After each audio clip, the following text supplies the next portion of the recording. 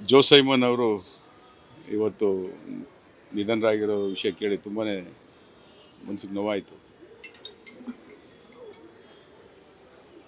ನನ್ನ ಚಿತ್ರರಂಗದ ಇತಿಹಾಸದಲ್ಲಿ ಅಂದರೆ ಫಸ್ಟು ನನಗೆ ಮೇಕಪ್ ಹಾಕ್ಸಿದ್ದೆ ಜೋ ಸೈಮನ್ ಅವರು. 1987ರಲ್ಲಿ ಪ್ರೇಮ ಜ್ವಾಲೆ ಅನ್ನೋ ಒಂದು ಚಿತ್ರದಲ್ಲಿ ಅನಂತ್ನಾಗ್ ಅವರು ಹೀರೋ, ಮಹಾಲಕ್ಷ್ಮಿ ಅವರು ಹೀರೋಯಿನು. ನಾನು ಅವ್ರ ಹತ್ರ ಚಾನ್ಸ್ಗೋಸ್ಕರ ಕೇಳ್ತಾ ಇದ್ದೆ. ನನಗೆ ಪರಿಚಯಸ್ಥರು ಅವರ ಅಸೋಸಿಯೇಟ್ ಡೈರೆಕ್ಟರ್ ಆನಂದ್ ಕುಮಾರ್ ಅಂತ. ಆನಂದ್ ಕುಮಾರ್ ಅನ್ನೋರು ನನಗೆ ಪರಿಚಯ ಮಾಡಿಸಿದ್ರು ಜೋ ಸೈಮನ್ ಅವ್ರನ್ನ 1987ರಲ್ಲಿ. ಆ ಪ್ರೇಮ ಜ್ವಾಲೆ ಅನ್ನೋ ಚಿತ್ರಕ್ಕೆ ನನಗನ್ನ ಒಂದು ವಿಲನ್ ಆಗಿ ಆ ಚಿತ್ರದಲ್ಲಿ ನಾನು ಪಾತ್ರ ಮಾಡಿದ್ದೆ. ಆವತ್ತಿಂದನೂ ನಾನು ಇಲ್ಲಿವರೆಗೂ ನನಗೆ ಅವರು ಫಸ್ಟು ಮೊದಲನೇ ಗುರು ಅಂತ ಹೇಳೋಕ್ಕೆ ಇಷ್ಟಪಡ್ತೀನಿ. ಚಿತ್ರರಂಗದಲ್ಲಿ ನಾನೊಬ್ಬ ಕಲಾವಿದನಾಗಿ ಬಂದು ಮತ್ತೆ ಒಬ್ಬ ನಿರ್ಮಾಪಕನಾಗಿ ನಾನು ಮತ್ತೆ ಇನ್ನೇನೇನಾಗಿದ್ದೀನಿ ಅನ್ನೋದಕ್ಕೆ ಒಂದು ಮೊದಲನೇ ಹೆಜ್ಜೆ ನನಗೆ ಆ ದಾರಿ ತೋರಿಸಿದ್ದೆ ಜೋ ಸೈಮನ್ ಅವರು. ಅವರ ಸಾಧನೆ ಬಂದು ಕನ್ನಡ ಚಿತ್ರರಂಗಕ್ಕೆ ಅಪಾರ, ಎಲ್ಲರಿಗೂ ಗೊತ್ತಿರೋಂಥ ವಿಷಯ. ವಿಷ್ಣುವರ್ಧನ್ ಅವ್ರದ್ದು ಸಾಹಸ ಸಿಂಹ ಆಗ್ಬೋದು, ಹಾಂಗ್ಕಾಂಗಲ್ಲಿ ಏಜೆಂಟ್ ಅಂಬರ್, ಈ ಥರ ನೂರಾರು ಚಿತ್ರಗಳಲ್ಲಿ ಇವರ ಒಂದು ನಿರ್ದೇಶನ ಆಗ್ಬೋದು, ನೂರಾರು ಚಿತ್ರಗಳಿಗೆ ಭಾಗಿಯಾಗಿದ್ದಾರೆ. ಈ ಒಂದು ಸಂದರ್ಭದಲ್ಲಿ ಅಂಥ ಒಬ್ಬ ಸಾಧಕರಿಗೆ ಎಂಥ ಒಂದು ಅಂದರೆ ಏನೇನೋ ಒಂದು ಸಾಧನೆ ಸಾಧಿಸಿದ ಮೇಲೆ ನನಗೊಂದು ಅವಾರ್ಡ್ ಸಿಗಬೇಕು ಅನ್ನೋ ಒಂದು ಆಸೆ ಇದ್ದೇ ಇರುತ್ತೆ.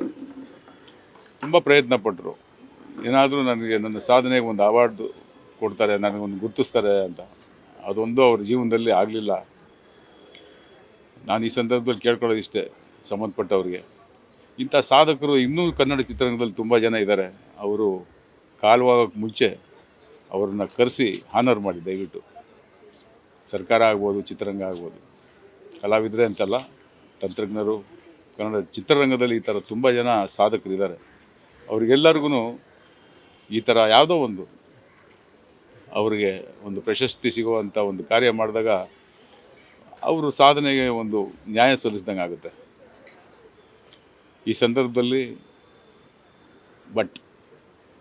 ಜೋ ಸೈಮನ್ ಅವರು ಎಂಥ ಸಾವು ನೋಡಿ. ಪ್ರತಿಯೊಬ್ಬ ಮನುಷ್ಯನಿಗೂ ಸಾವಿದ್ದೇ ಇರುತ್ತೆ. ಚಿತ್ರರಂಗದ ವಿಷಯ ಮಾತಾಡ್ತಾ ಚೇಂಬರಲ್ಲಿ, ಫಿಲ್ಮ್ ಚೇಂಬರ್ ಆಫ್ ಕಾಮರ್ಸಲ್ಲಿ, ನಮ್ಮ ವಾಣಿಜ್ಯ ಮಂಡಳಿಯಲ್ಲಿ ನಿಂತು ತಂತ್ರಜ್ಞರ ಬಗ್ಗೆ, ಕಲಾವಿದರ ಬಗ್ಗೆ ತಿಂಗಳಿಗೆ 2,000 ರೂಪಾಯಿ ಅಟ್ಲೀಸ್ಟ್ ಮೆಡಿಸಿನ್ ಕೊಡಿ ಅನ್ನೋ ಒಂದು ಬೇಡಿಕೆಯನ್ನು ಇಟ್ಟು, ಮತ್ತು ಕನ್ನಡ ಚಿತ್ರರಂಗದ ಏಳಿಗೆಗೋಸ್ಕರ ಸಾಕಷ್ಟು ಮಾತಾಡಿದ್ದಾರೆ. ಕನ್ನಡ ಚಿತ್ರರಂಗದ ಬೆಳವಣಿಗೆಗೋಸ್ಕರ ಸಾಕಷ್ಟು ಮಾತಾಡಿದ್ದಾರೆ.